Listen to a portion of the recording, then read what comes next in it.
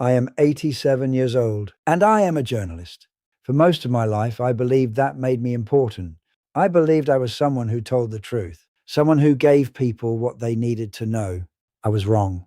I spent 60 years in this profession, 60 years sitting across from people in pain, 60 years holding stories in my hands, real stories, human stories, stories that carried weight, and I made choices about which ones the world would see.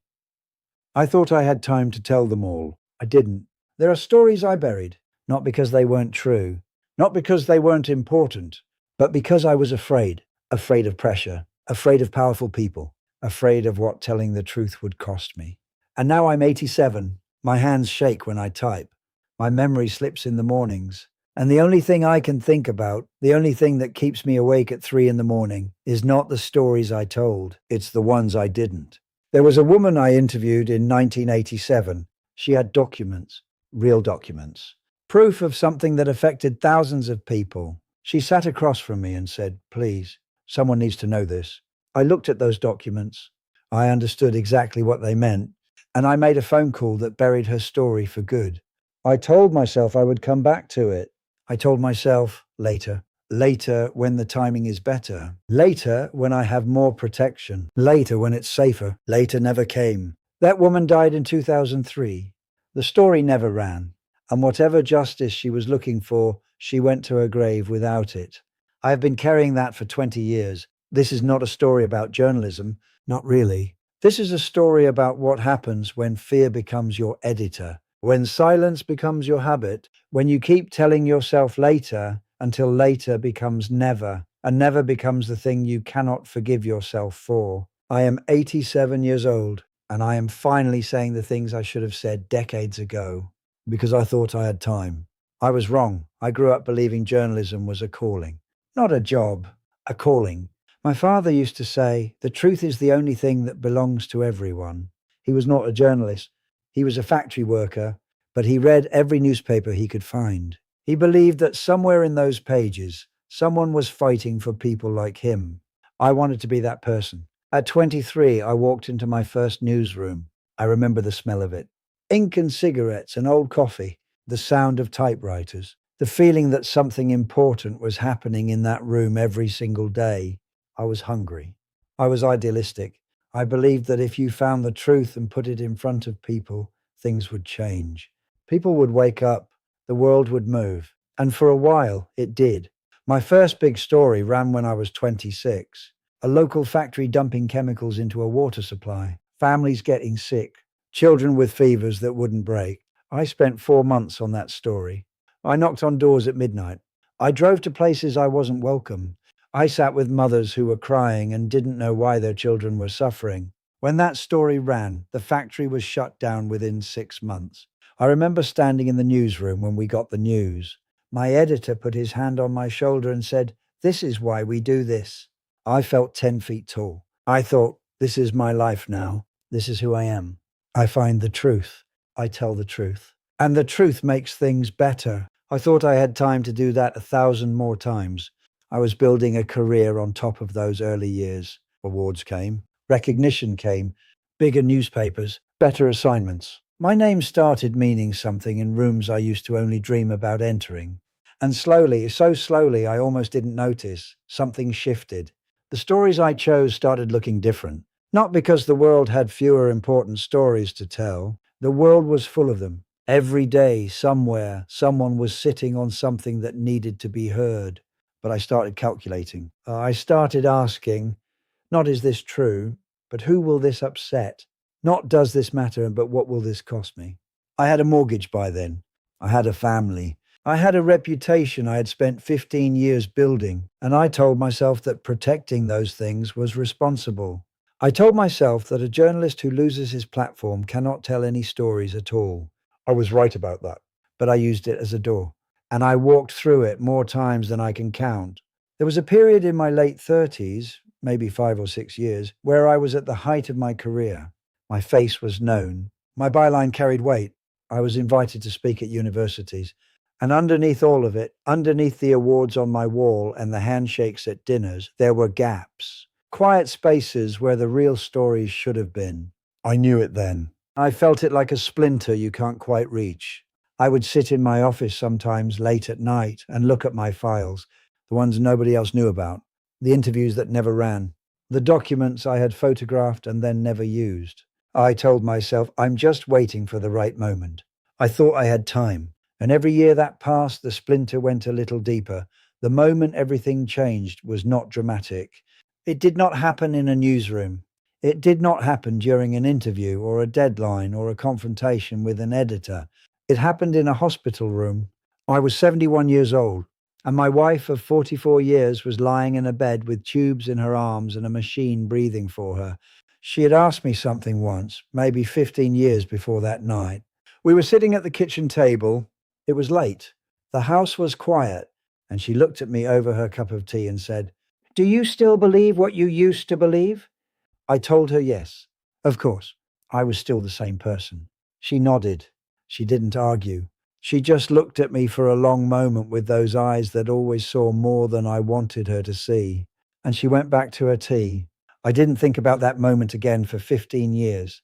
But sitting beside her in that hospital room, watching the machine move her chest up and down, it came back to me fully, completely, like it had been waiting. Do you still believe what you used to believe? And I sat there in that chair in the silence of that room and I asked myself honestly, what do I actually believe now? I believed in comfort. I believed in safety. I believed in keeping what I had built. I had started my life believing the truth belonged to everyone. And somewhere along the way, I had made myself the one who decided who deserved it. She passed 4 days later. I went home to a house full of her things and an emptiness I had no words for. And I sat at my desk, the same desk where I had made so many of those quiet calculations, and I opened the drawer where I kept the old files, the buried ones. I read through them for the first time in years.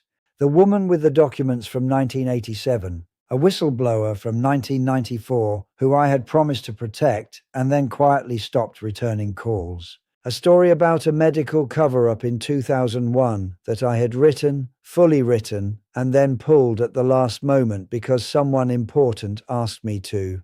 I sat with those files until the sun came up, and something broke open in me, not loudly, not with anger, just open, like a wound that had been closed too long, finally letting air in.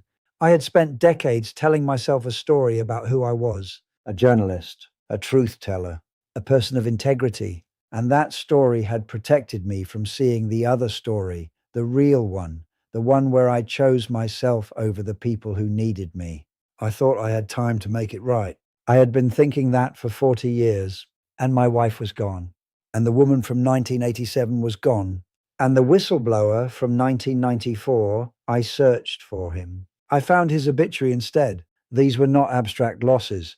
These were people. People who came to me because they believed I was someone who could be trusted with the truth. And I had let the weight of my own fear, dressed up as wisdom, dressed up as caution, dressed up as patience, I had let that fear make the decision every single time. That night I understood something I cannot unlearn. Fear does not announce itself, it comes quietly. It sounds like reason. It sounds like not yet, and be careful and think about what you have to lose. And by the time you recognize it for what it is, you are sitting alone at a desk at 3 in the morning, and the people who needed you are already gone. I want to tell you something that took me 60 years to understand. And I need you to hear it, not as a story about journalism, but as a story about your life, about the choices sitting in front of you right now, about the things you are quietly postponing while you tell yourself you are simply being careful. We are all burying something. Maybe it is not a news story. Maybe it is a conversation you have been avoiding for 3 years. Maybe it is a relationship you know is wrong, but you stay because leaving feels too costly. Maybe it is a dream you put in a drawer when life got serious and told yourself, later, when things settle, when the timing is right. The timing never gets right. That is the first thing I need you to understand. I spent 40 years waiting for conditions to improve, for the pressure to ease, for the moment when telling the truth would cost me less. And I want to tell you, clearly, honestly, from 87 years of living, that moment does not come on its own. You have to create it, or it never arrives. The second thing is this: fear is the greatest editor there is. Not your boss, not your circumstances, not the economy or your responsibilities or the complicated people in your life. Fear, your own internal fear, dressed in the language of logic, dressed in the language of responsibility, dressed in the language of I'll do it when the time is right. That fear will cut more important things from your life than any outside force ever could. I thought I was being wise. I thought I was protecting what mattered. I was wrong. I was protecting my comfort, and I called it wisdom so I could live with myself. There is a difference between patience and avoidance. I did not know that difference for most of my life. I confused them deliberately because avoidance dressed as patience feels almost noble. It feels like you are being mature, measured, responsible. But patience moves towards something. Avoidance just moves away. And if you are honest with yourself, truly honest, you already know which one you have been doing. I thought I had time to be brave later. I was wrong. Bravery is not a later thing. It is a now thing. It is a this moment, this conversation, this decision thing. Because later is not a place you arrive at. Later is just now and with more weight on it. More years of silence. More distance from the person you meant to be. Here is what I know about the stories I buried. They did not disappear. I buried them, but they did not go anywhere. They stayed. They lived inside me like quiet accusations. Every award I received, every speech I gave, every time someone called me a man of integrity, those buried stories were there, listening, waiting. You cannot bury the truth without burying a piece of yourself with it. Whatever you are carrying right now, whatever you have been postponing, avoiding, staying silent about, it is doing the same thing to you. You may not feel it yet. You may be too busy, too distracted, too comfortable to feel it clearly, but it is there. And the longer you wait, the heavier it gets. I thought telling the truth was my profession. I was wrong. Telling the truth is not a profession. It is not a personality type. It is not something some people are built for and others are not. It is a daily choice. And every single day you do not make it, someone pays the price. Sometimes it is a stranger. Sometimes it is someone you love. And sometimes, most painfully, it is you. Don't make my mistake. Don't spend 60 years being respected for a version of yourself that isn't fully true. Don't collect the awards and the titles and the quiet comfort while the real story sits buried in a drawer. Later never came for me. It will not come for you either. Not unless you decide today that now is the only time that has ever been real. I am 87 years old, and I do not have much time left. I know that. I feel it in my body every morning when I wake up. I feel it in the silence of a house that used to have another person in it.